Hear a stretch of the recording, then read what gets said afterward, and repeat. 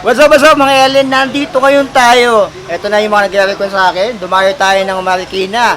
So, nandito tayo ngayon sa Kayla's Buy Shop, The Marikina Bodega. So, meron tayong iba-buy chick dito na isang MTB na dito ko lang nakita. And yung frame nyo to, may kamuka.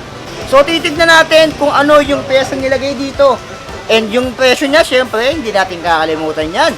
So, kung curious ka kung anong meron dito, pang malakasan na to, nakashimano to, hindi to nakadiore. Hindi to nakadiore. So, like, comment, and subscribe. Tara, alamin na natin yung pyesa ni Camp Pro Series.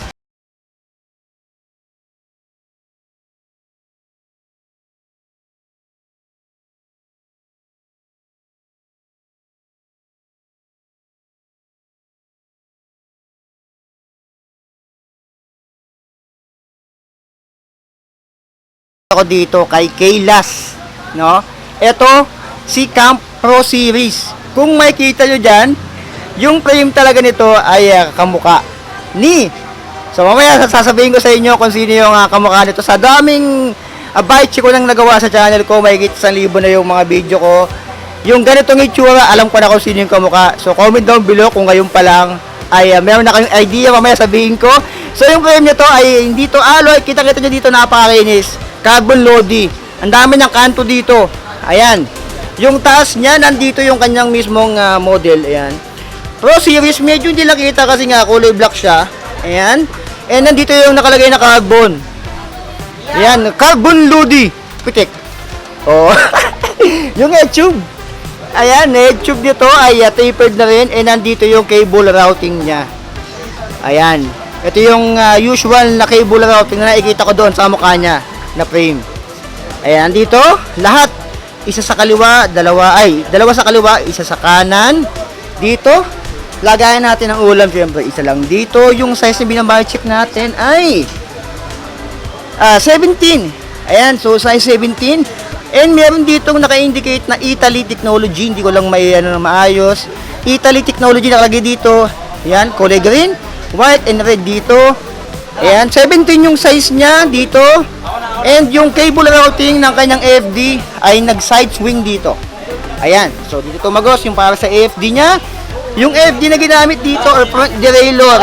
Ayan, ang ginamit dito ay SLX na. Ayan, kung nakikita nyo dito, ito po ay SLX and nakatornilyo siya doon para na rin brakes on. Ayan dyan.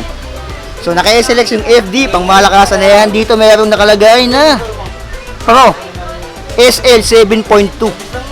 Ayan, Pro Series 7.2. And dito, sa kanyang crankset, tignan nyo. Nakatubay siya. Pero hindi lang basta crankset to. Ito ay SLX. Ayan, Japan. Nakalagay dyan, SLX FM 7100. Ayan. Zoom ko ha. Ayan. M7100. Hindi lang masyadong nagpo-focus. Pero SLX din yan. Ayan, SLX na yung ginamit dito, 170mm kung di ako nagkakamali. Halotech, merong lagos na papunta sa mundo nila Eugene. Yung chain nito ay part na rin ng SLX. Ayan. So ito ay pang 12 speed. Yung RD naman ito, tignan nyo. Yung RD nito ay dumaan dito. Ayan. Kadalasan kasi diba nandito, dito tumatagos yung mga RD ng pag-carbon, minsan dito naman sa ilalim. Pero ito ay dito tumagos sa kanyang chain stay. And may plastic dito, pang-protecta na rin sa chain slap. Ayan o. Para na rin siya may protective plastic dyan. Dito sa RD, ang RD na ginamit dito, tignan nyo na SLX dito, M7100. Meron pang clutch yan. Ayan. M7100, yung ano niya, pulo niya medyo may size din. Dito naman tayo sa kanyang sprocket. Kung di ko nagkakamali, ito ay 1050T or 1051. Ayan, wala kasi siyang bilang dito eh. Yan, hindi ko makita yung eksaktong bilang nyo. So malamang sa malamang is either 1051 or 1150T, mga ganon, no?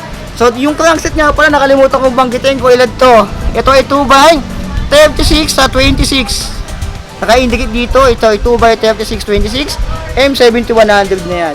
Yung hubs nito, ang ginamit ay Novatech. Tingnan nyo yung hubs nya. Yung sound check ito.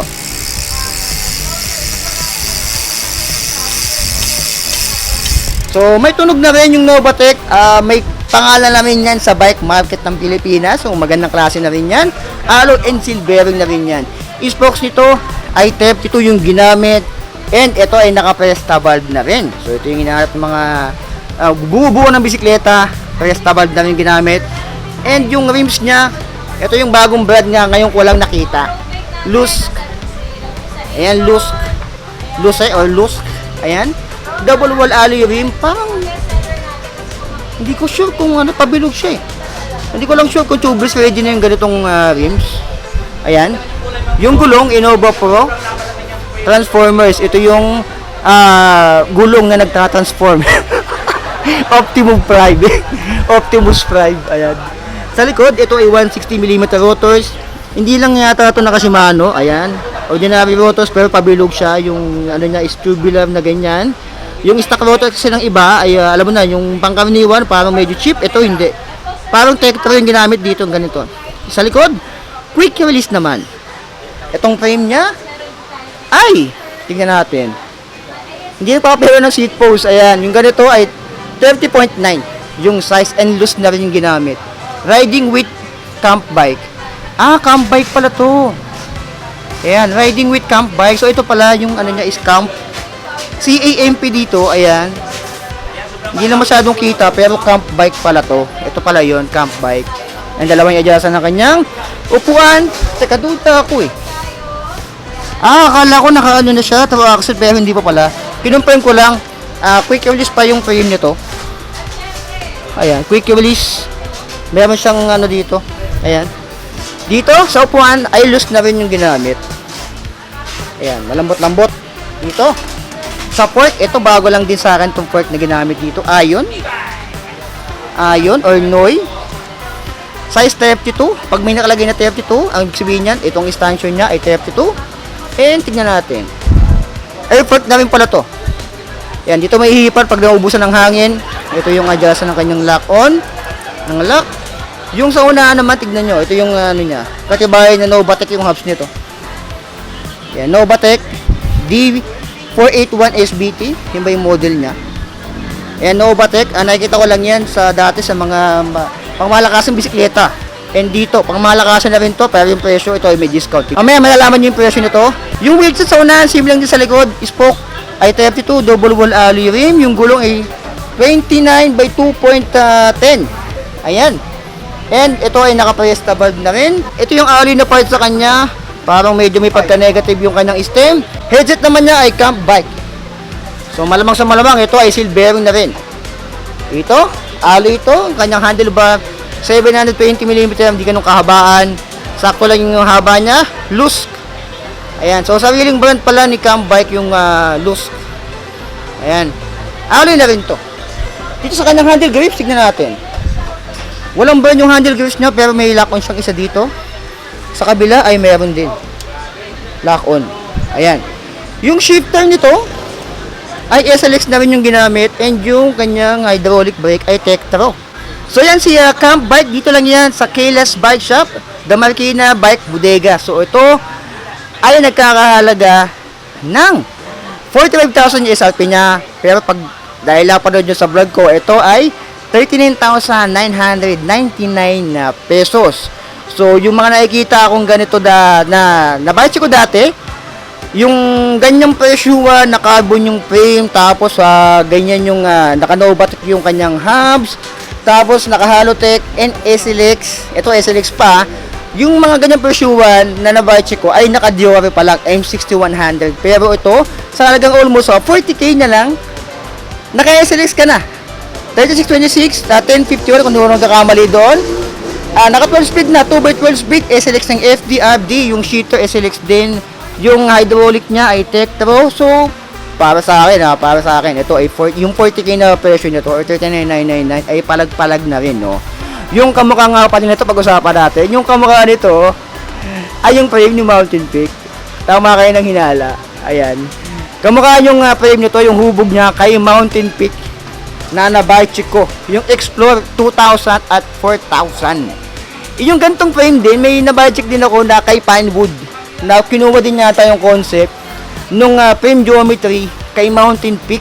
Ganto talaga yung frame, carbon frame ni Mountain Peak Explorer 2000 and 4000. So para sa akin yung 40k is palag-palag na rin yan. Sa iba naka Shimano M6100 pa lang yan.